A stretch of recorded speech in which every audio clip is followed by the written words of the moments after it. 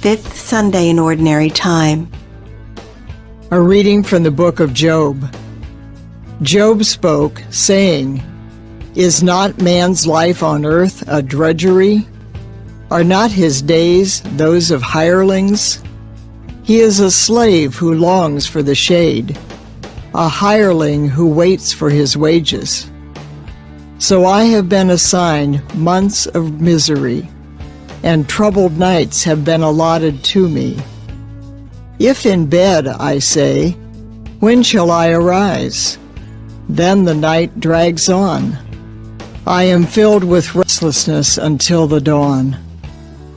My days are swifter than a weaver's shuttle. They come to an end without hope. Remember that my life is like the wind. I shall not see happiness again." The word of the Lord. A reading from the first letter of St. Paul to the Corinthians. Brothers and sisters, if I preach the gospel, this is no reason for me to boast, for an obligation has been imposed on me, and woe to me if I do not preach it. If I do so willingly, I have a recompense, but if unwillingly, then I have been entrusted with a stewardship. What then is my recompense? That, when I preach, I offer the gospel free of charge, so as not to make full use of my right in the gospel. Although I am free in regard to all, I've made myself a slave to all, so as to win over as many as possible. To the weak I became weak, to win over the weak. I have become all things to all, to save at least some. All this I do for the sake of the gospel, so that I too may have a share in it. The word of the Lord. A reading from the Holy Gospel according to Mark. On leaving the synagogue, Jesus entered the house of Simon and Andrew with James and John. Simon's mother-in-law lay sick with a fever. They immediately told him about her. He approached, grasped her hand, and helped her up. Then the fever left her, and she waited on them. When it was evening, after sunset, they brought to him all who were ill or possessed by demons. The whole town was gathered at the door. He cured many who were sick with various diseases, and he drove out many demons, not permitting them to speak, because they knew him. Rising very early before dawn, he left and went off to a deserted place where he prayed.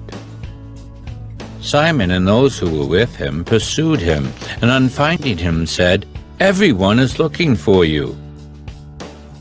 He told them, "Let us go on to the nearby villages, that I may preach there also. For this purpose have I come." So he went into their synagogues, preaching and driving out demons throughout the whole of Galilee. The Gospel of the Lord. Reflection. The readings today challenge us to go courageously beyond people's expectations by doing good as Jesus did, instead of brooding over pain and suffering in the world.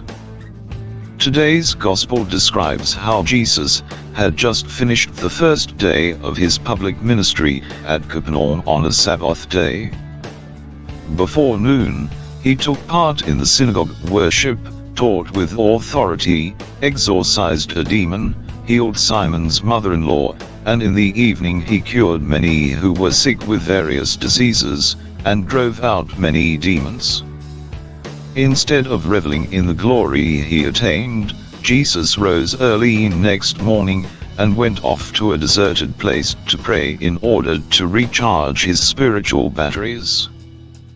While the Gospel presents Jesus enthusiastically preparing for his second day's missionary work, the first reading details Job's attitude in striking contrast to Jesus. In the midst of his long suffering, Job is speaking of the tedium and futility of life. Job's words describe the miseries of human existence. The second reading tells, on the other hand, presents Paul as a true and dynamic follower of Jesus, ready to do something extra for his Lord. Knowing that he is called to do more than just preach the gospel, he resolves to preach without recompense.